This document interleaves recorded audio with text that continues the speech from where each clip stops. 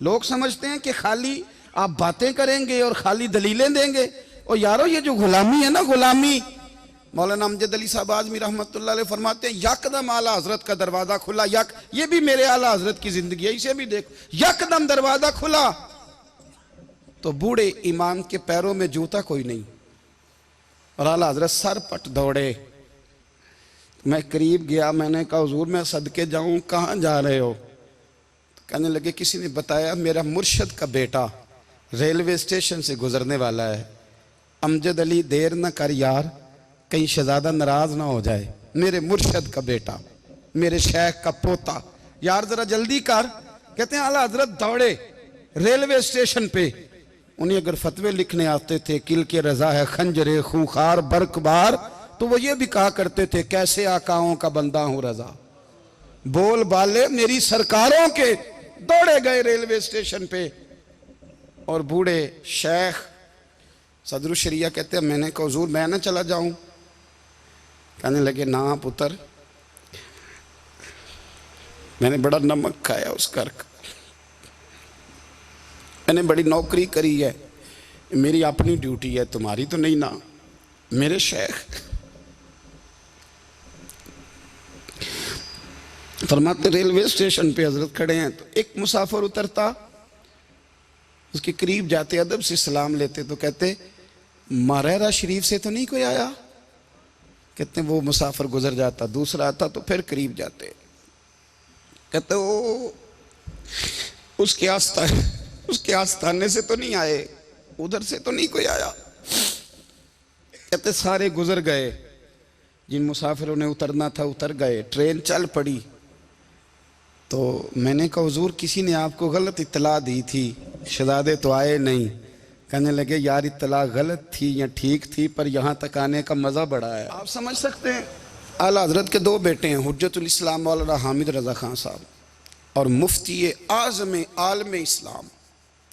दोनों शहजादे इतने बड़े शहजादे थे कि दोनों अपने अपने वक्त के सबसे बड़े मुफ्ती हुए। ये भी तो मेरे आला हजरत है ना, इसको भी तो ज़रा समझो ना। खुशकी और फिर खुशकी और फिर खुशकी।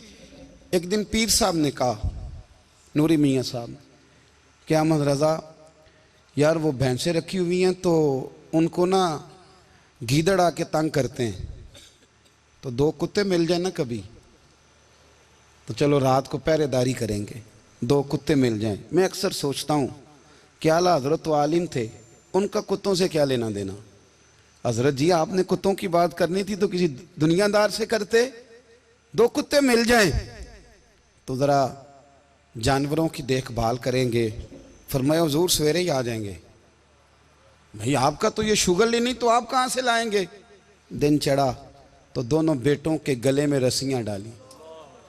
आला हजरत को सिर्फ आप फतवे की रोशनी में देखते हैं, आपको उस शख्स के दर्द का नहीं पता, उसके जायके का नहीं पता, वो किस स्टेज का आदमी है, स्टेटस क्या है तरीकत में, शरीयत में, इश्क में। दोनों शहजादों के गलों में रस्सियां और पकड़ा हुआ है। तो नूरी मियाँ साहब कहते हैं मैं चारपाई पे बैठा था तो नीचे बिठाल दिए दोनों बच्चे। मैं उठ के खड़ा हो गया, मैंने कहा मौलाना ये क्या? कहने लगे हुजूर ड्यूटी भी करेंगे और रोटी भी नहीं मांगेंगे।